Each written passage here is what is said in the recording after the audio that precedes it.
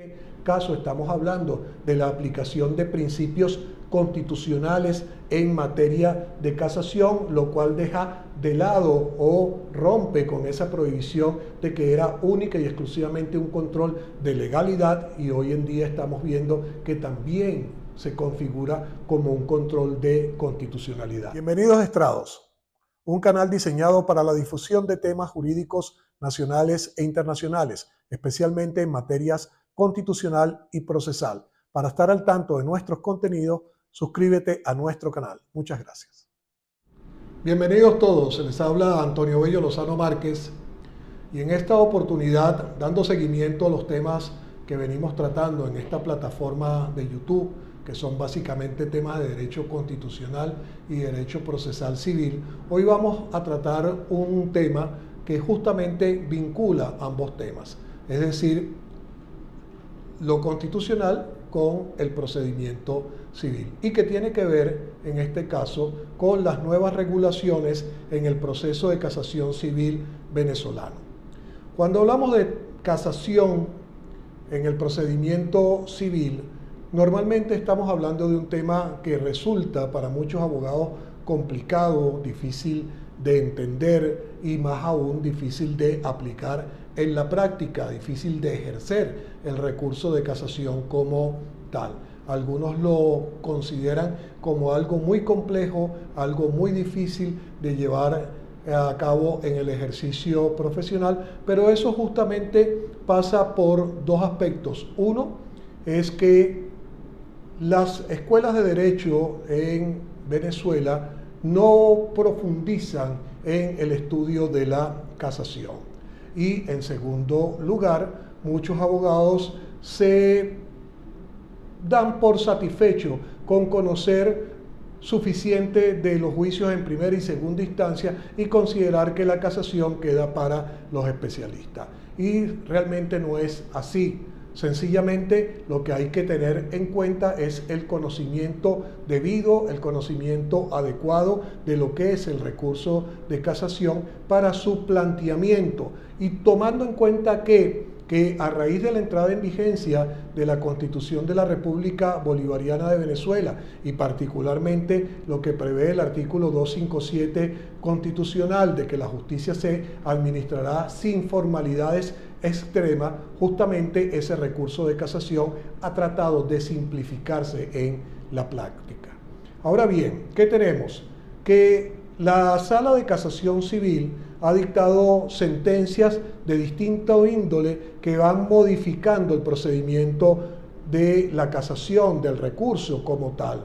Justamente uno de los aspectos que en materia de procedimiento ha sufrido mayores transformaciones por la jurisprudencia de la Sala de Casación Civil es el recurso de casación como tal. Así vemos que a través de esa figura de la jurisdicción normativa y de la implementación de los llamados obiter dictum, la Sala ha modificado sustancialmente lo que es el recurso de casación. Por ejemplo, se eliminó la figura perversa del reenvío que existía anteriormente, y ahora se aplica la figura de la casación total, es decir, que la Sala de Casación Civil, si considera que existe un fallo, un vicio en el fallo que lo anula, pasa a dictar sentencia de fondo y dar por terminado el proceso, con lo cual se elimina esa figura que existía antaño de la casación múltiple y que hacía los juicios interminables como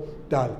Tenemos entonces esa casación de instancia, tenemos la figura de la casación de oficio como tal, que tampoco existía en el Código de Procedimiento Civil y que, repito, han sido modificaciones que ha venido implementando la jurisprudencia de la Sala de Casación, incluyendo lo que es también el llamado trial de casación, es decir, un procedimiento propio para el desarrollo de una audiencia en sede de casación para potenciar ese principio de la oralidad y de la celeridad en el proceso. Pues bien, entonces la casación ha cambiado mucho en los últimos años, incluso a raíz de la entrada en vigencia de la Constitución Nacional, y eso ha producido, si se quiere, un corte, un aspecto de duda para muchas personas. ¿Por qué? Porque estudiaron la casación en base a lo que dispone el Código de Procedimiento Civil, pero ahora resulta que ese código ha sido modificado sustancialmente por la jurisprudencia de casación. La idea de esta disertación es entonces hablar un poco de la actualidad en lo que es el recurso de casación, teniendo en cuenta, por supuesto, que es un tema complejo, difícil de explicar y que por lo tanto en una sola conversación no lo podemos aclarar todos esos aspectos. Por lo tanto vamos a tratar de circunscribirnos a aspectos básicos del recurso de casación.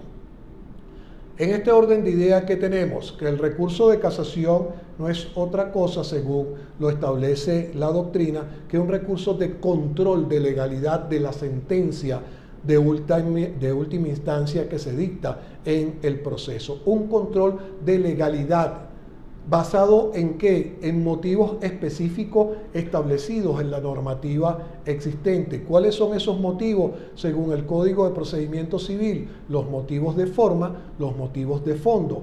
Cuando hablamos de motivos de forma, hablamos cuando en el proceso se hayan quebrantado las formas sustanciales de los actos y se produzca el menoscabo del derecho a la defensa, cuando en la sentencia no se hubiera cumplido los requisitos del artículo 243 o por los vicios enumerados en el artículo 244 del Código de Procedimiento Civil.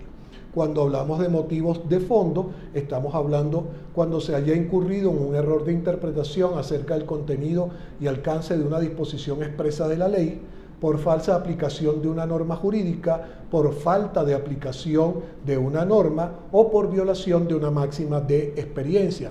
Y también tenemos el subtipo de casación de fondo, que es la llamada casación sobre los hechos. Ese subtipo de casación es el que está previsto en el artículo 320 del Código de Procedimiento Civil y nos habla de infracción de norma jurídica expresa que regule el establecimiento o valoración de los hechos o de las pruebas, o los casos de suposición falsa, es decir, de desviación ideológica por prueba insuficiente, prueba inexistente o prueba inexacta. Y una tercera especie de casación sobre los hechos, que es por la llamada violación de las reglas de analogía o falta de apreciación de las pruebas por la vía de la sana crítica en materia de pruebas libres. Entonces estamos hablando de un recurso de casación que se basa en motivos taxativos que aparecen descritos en el Código de Procedimiento Civil a partir del artículo 312 en adelante de la norma adjetiva civil. Pues bien, esos motivos de casación han variado sustancialmente por los criterios de jurisprudencia. La Sala los ha potenciado, los ha desarrollado en extremo y fíjense que al principio decía que se trata de un control de legalidad, es decir, de infracción de la ley y no como se estipulaba antes que estaba prohibido, que no era motivo de la casación, la infracción de normas o principios constitucionales. Pues bien, con la entrada en vigencia de la Constitución en el año 99, tenemos que ha cambiado sustancialmente lo que es el proceso civil y hablamos de la llamada constitucionalización del proceso. Esa es una figura que toda la doctrina del Tribunal Supremo de Justicia mantiene, sostiene y da cumplimiento a la misma. Es decir, ver el proceso desde el punto de vista de la Constitución. La Constitución ya no está en la punta de la pirámide, en la cúspide de la pirámide, sino que está abajo, está en los cimientos y de allí se construye todo el proceso en relación con todas las demás normas, las normas adjetivas, las normas sustantivas, las normas orgánicas, las normas ordinarias como tal. Pues bien, esa constitucionalización del proceso también ha sido considerado por la Sala para entrever, para dejar establecido que principios constitucionales pueden ser violentados por la sentencia que dicte el Tribunal Superior y pueden ser, por tanto, motivo del recurso de casación.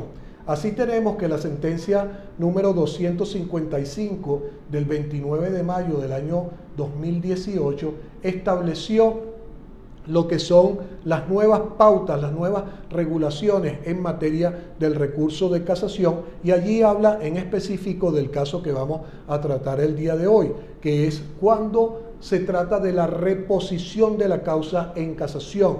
Reposición de la causa por diversos motivos, pero uno de ellos es por violación expresa de principios constitucionales. Cuando hablamos de violación expresa de principios constitucionales, ¿de qué nos está señalando la sala o cuáles son estos motivos? Violación del principio de expectativa plausible, violación del principio de confianza legítima, violación del principio de seguridad jurídica y violación del principio de estabilidad de criterio. Pues bien, vamos a tratar de explicar en qué consisten cada uno de estos principios para hacer más clara la exposición. Cuando hablamos de expectativa plausible, podemos tomar en consideración la sentencia número 1149 del 15 de diciembre del 2016, donde la Sala de Casación Civil dijo que la falta de aplicación de un criterio jurisprudencial o cambio de criterio que afectaría la seguridad jurídica, la tutela judicial efectiva, el derecho a la defensa y viciaría de falta de exhaustividad a una sentencia, persigue la igualdad de trato en forma genérica, forma parte del bloque de la constitucionalidad y debe ser preservado por esta Sala Constitucional y por el resto de los órganos jurisdiccionales de la República. Fíjense que habla de aspectos constitucionales de manera precisa: violación de la seguridad jurídica, de la tutela judicial efectiva, del derecho a la defensa y, por supuesto, incluye el principio de exhaustividad de la sentencia. Cuando hablamos de confianza legítima, nos podemos referir a la sentencia número 1181 del 28 de septiembre del 2011, la cual señala que se alude a la situación de un sujeto dotado de una expectativa justificada de obtener una decisión que esté en consonancia con lo que se ha venido resolviendo. Es decir, que no se cambien los criterios de casación para un caso que ya tenía un criterio preestablecido. Es decir, el cambio es a futuro, en lo sucesivo, pero no en ese momento ¿Cuál es el momento? El momento de la interposición de la demanda. Cuando se interpone la demanda, rige ese principio que estaba en aplicación para ese momento. Los cambios no pueden darse dentro del curso del proceso, sino que tienen que darse a futuro. ¿Por qué? Porque si no se estaría violando ese principio de la confianza legítima. La gente intenta una demanda, intenta un proceso porque existe una regulación, un precedente ya establecido, lo cual genera confianza para intentar el juicio en cuestión. Otro principio es el de la seguridad jurídica. Ese principio, según la doctrina, puede conceptualizarse como la garantía de todo individuo por la cual tiene la certeza de que su situación jurídica no será modificada más que por procedimientos regulares establecidos previamente, es decir, representa la garantía de la aplicación objetiva de la ley, en tanto los individuos saben en cada momento cuáles son sus derechos y obligaciones. No puede haber sorpresa, no puede haber cuestiones nuevas, creaciones, inventos que de una forma u otra degeneren esa seguridad de la persona, esa seguridad jurídica, esa seguridad en el estamento de lo que se ha venido resolviendo y que justamente la jurisprudencia forma parte de ello. Y el otro principio a que se refiere esa sentencia de las nuevas regulaciones es el de la estabilidad de criterio. Esto se presenta, por ejemplo, cuando el órgano jurisdiccional aplica un criterio jurisprudencial no vigente para la fecha de la demanda. Repito, estamos hablando de expectativa plausible, confianza legítima, seguridad jurídica, estabilidad de criterio. Cuando se viola uno de esos principios por parte de la sentencia del Tribunal Superior, la Sala ha establecido que eso es motivo suficiente para reponer la causa al estado de que se dicte una sentencia que se ajuste, que cumpla con esos principios, tomando en cuenta que la reposición de la causa en casación procede en casos muy particulares que la jurisprudencia ha venido delineando. ¿Por qué? Porque la idea es que los juicios se resuelvan lo más rápido posible y no estar reponiendo las causas de manera inadecuada o de una manera que no sea consona. Aquí estamos hablando de una violación de preceptos constitucionales que, como dije al principio, tiene que ver con la tutela judicial efectiva, el debido proceso, el derecho a la defensa como tal. Con esto, ¿qué queremos significar? Que de acuerdo a estos criterios jurisprudenciales de la Sala de Casación Civil y en específico a estas nuevas regulaciones, las cuales la Sala viene dibujando en cada sentencia, es decir, antes de entrar a conocer el recurso, señala cuáles son estas nuevas regulaciones en el proceso civil como para dejar sentado de una manera clara y precisa el criterio por el cual pueden actuar en cuestión. Y allí se señala diferentes motivos de casación, por eso recomendamos leer en manera exhaustiva la sentencia para tener la mejor idea posible, y habla, en el caso de la reposición de la causa, justamente de la violación de principios constitucionales. Ahora bien, también ha señalado la Sala en su sentencia número 255 del 29 de mayo del 2018 lo siguiente: que serán motivos de casación la aplicación de un criterio jurisprudencial no vigente de esta Sala o de la Sala Constitucional para la fecha de la presentación de la demanda, y B, que se aplique un criterio contrario a la doctrina y jurisprudencia de esta Sala o de la Sala Constitucional, dado su carácter de orden público al estar íntimamente ligado a la violación de las garantías constitucionales del derecho de petición, igualdad ante la ley, debido proceso y derecho a la defensa. Este aspecto, es decir, el no observar el criterio de la Sala de Casación Civil en una sentencia anterior, ha dado mucho tela que cortar en relación a la doctrina. La doctrina ha señalado, algún sector de la doctrina, que esto no puede ser, que esto no tiene sentido, ya que la doctrina de casación no es una doctrina vinculante. ¿Por qué? Porque, entre otras cosas, el Código de Procedimiento Civil señala en materia del recurso de casación que las decisiones que se dicten en el contexto de un recurso de casación no son vinculantes sino para el caso preciso en el cual se dictó.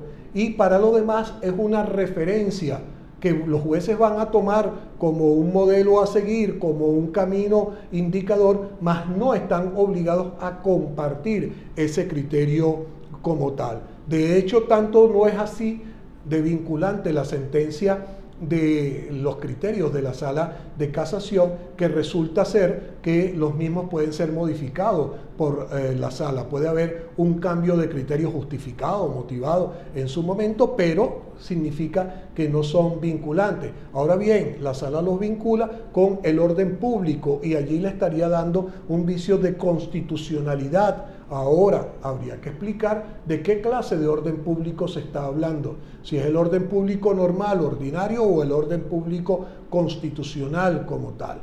Por lo tanto, la doctrina ha venido señalando que no comparte, algún sector de la doctrina, repito, que no comparte ese criterio de la Sala de Casación Civil. ¿Por qué? Porque las únicas sentencias que tienen carácter vinculante son las que dicta la Sala Constitucional del Tribunal Supremo de Justicia en interpretación de la Constitución. ¿Y por qué? Porque así expresamente lo dice la Carta Fundamental de la República, cosa que no sucede con las decisiones de la Sala de Casación Civil. ¿Qué sucede entonces? Que muchos opinan que la sala se está arrogando una facultad que no tiene al establecer esa situación. Pero repito, son criterios que hay que conocer, que hay que manejar, que hay que establecer.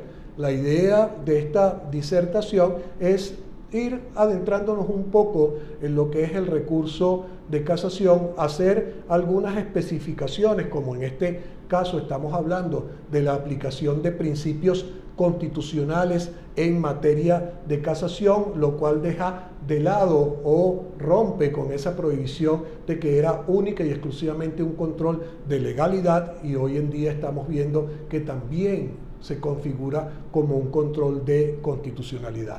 Pues bien, la idea es que tengan alguna noción de esto, pero por supuesto la deben complementar con la lectura del material adecuado. Para ello los invito a leer esa sentencia número 255 del 29 de mayo del 2018, que no solamente habla de lo que es la violación de principios constitucionales, confianza legítima, expectativa plausible, seguridad jurídica, estabilidad de criterio, sino habla de una serie de cuestiones más, como por ejemplo, hace un examen profundo de lo que sería el vicio de la inmotivación o de la falta de motivación en casación. Muchas gracias por su atención.